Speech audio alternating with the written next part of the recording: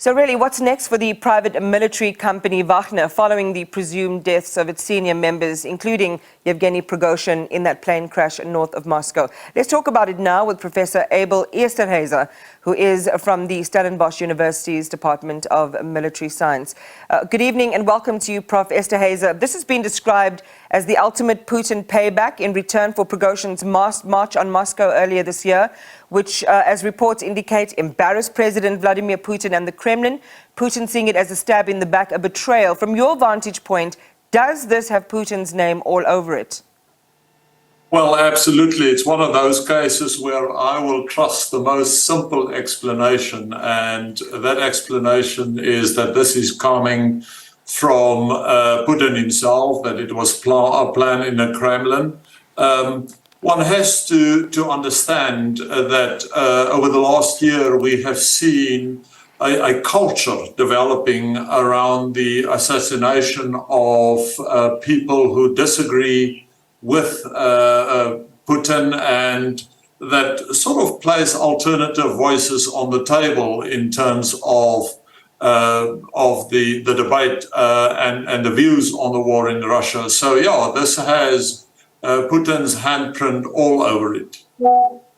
So the question then, because we have such limited time tonight, is how likely is it that fighters claiming to be from Wagner, who are warning the Kremlin they will avenge the deaths, follow through, and how well poised would they be to actually accomplish that mission? I think the chances are very small. I don't think they have the footprint in Moscow and in the Kremlin to retaliate. I think they have, to a large extent, been neutralized. And one has to keep in mind here that it's not only Prigozhin who died in this plane crash, it was the whole command cadre of the Wagner group that was wiped out in this crash. So I don't think there will be an ability from Wagner to react and to respond to this. I think this is more or less a fait accompli here. Well, let's talk about Wagner operationally then. Can the organization, with its operations in Africa and elsewhere, survive? Especially, as you've just noted, given reports that he died alongside key figures, including Dmitry Utkin, and that Prigozhin himself is Wagner. It's through him that the success was gained because of his personal relationships and connections that he had with the different people and the close circles of influence that he built over time. Yeah, but one also need to keep in mind that Wagner Group itself was a creation of the Russian and Kremlin security apparatus. It's not necessarily a creation by Prigozhin himself. He was just taken as a good confidant and as a good friend of Putin and being put in charge of Wagner. But it was not really his creation. It was the creation of the Russian security apparatus, the Russian intelligence apparatus. And I want to think that they're going to replace the command structure. It will be relatively easy for them to replace the command structure. And we've seen two things since the so-called coup.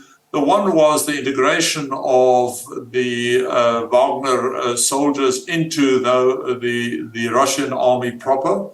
That was the first sort of trend. The second trend was that Wagner continues with its operations in Africa and elsewhere. And I want to think and I want to suggest that this is precisely what we're going to see under a new leadership.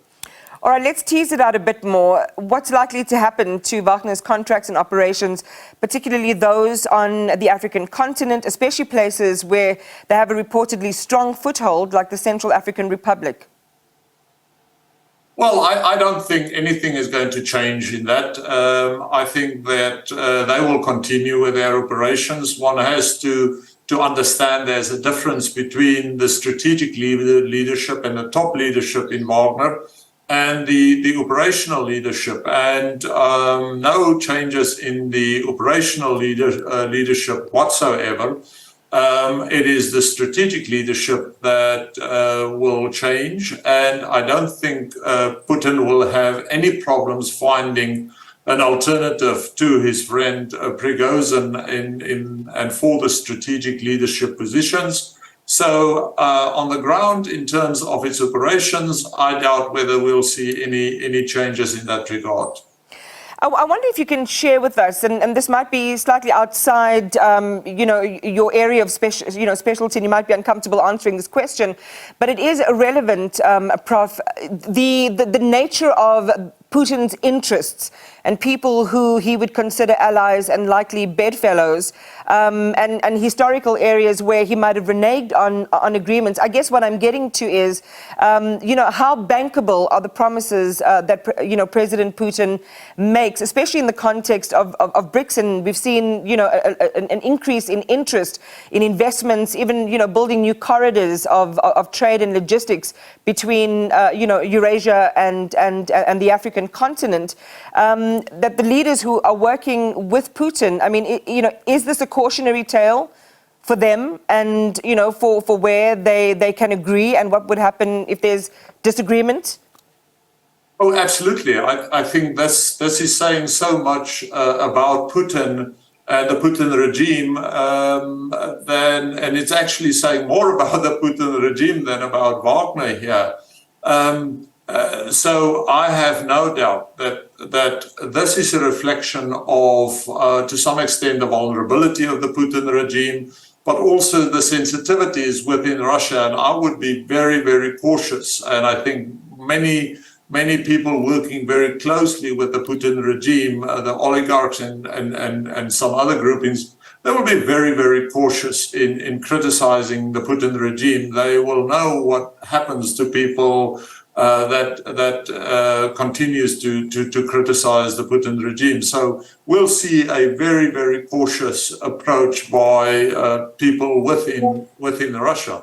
In terms of Wagner's presence in Africa, one has to keep in mind that Africa has markets and Africa has resources. And the Russian economy is not doing well at the moment. It is struggling. And for a Russian economy to grow, it needs markets and it needs resources. And I think we'll see an expansion of the Russian footprint, or at least efforts to expand the Russian footprint in Africa. And for that, they need the Wagner Group. So I don't have any doubt in my mind that we will continue to see the Wagner Group operating in Africa. Professor Abel Esterhuyse, thank you very much for talking to us tonight. Prof is with the Stellenbosch University's Department of Military Science.